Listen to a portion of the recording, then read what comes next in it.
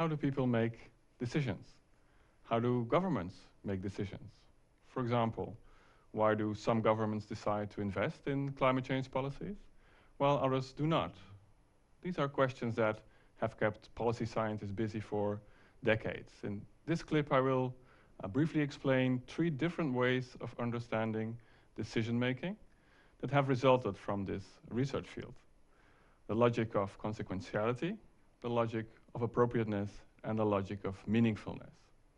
The distinction is based on the work of one of my favorite scholars of decision-making, Professor James G. March, also one of the founding fathers of behavioral decision-making theory. The first theory is the logic of consequentiality. In the early days of studying decision-making, a decision was understood as a rational choice between decision options. And according to this theory, decisions are made by comparing the options in terms of their expected consequences. The option with the most favorable consequences is then chosen. Perhaps this is somewhat similar to how you think decisions are made, or how they should be made. Unfortunately, rational choice is not very good at explaining how people actually take decisions. In practice, there is not enough time to take decisions. There are too many options to consider. We cannot assess all the possible consequences. And so we often settle for options that are not optimal, but just good enough. This is called bounded rationality. We are not always able to take rational decisions based on the expected consequences, but at least we aim to do so. As an example of this logic of consequentiality, decisions on climate change policy, for example, could be based on economic studies like the Stern Report. And this report claimed that reducing greenhouse gas emissions now is actually going to cost less than adapting to the impacts of unmitigated climate change. The second theory is called the logic of appropriateness. And according to this theory, decisions are not so much guided by their expected consequences, but by rules and institutions. Decision-making happens in the context of a wide range of rules that prescribe what is appropriate to do. And people are creatures of habit.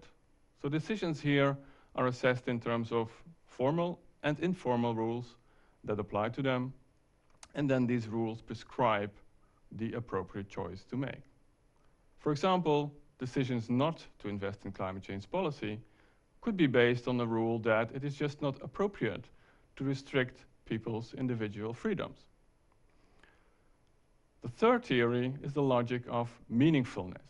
And according to this theory, decisions are made in a world that is thoroughly confusing, full of ambiguities, uncertainties, and a lack of clear rules and preferences to guide decisions. So what guides decision-making in these circumstances? Here it is much more about how the decision-maker understands what the decision is really about, what it means, and what the relevant options are. This depends on how people make sense of the confusing world around them. For example, suppose decision-makers are convinced that climate change policy is really about putting restrictions on energy use, on travel, and economic activity. Or conversely, imagine that decision makers are convinced that the decisions are really about technological leadership and creating green jobs. Do you think this will lead to similar decisions on climate change policy? Probably not. So each of these theories explains an important part of decision making. But you need all 3 of them to understand how people, organizations, and governments actually take decisions. So next time that you are confronted with a decision you do not agree with, you might ask yourself whether the decision was taken because of its expected consequences, because it was the appropriate thing to do, or perhaps it was the only thing that made sense to the decision makers.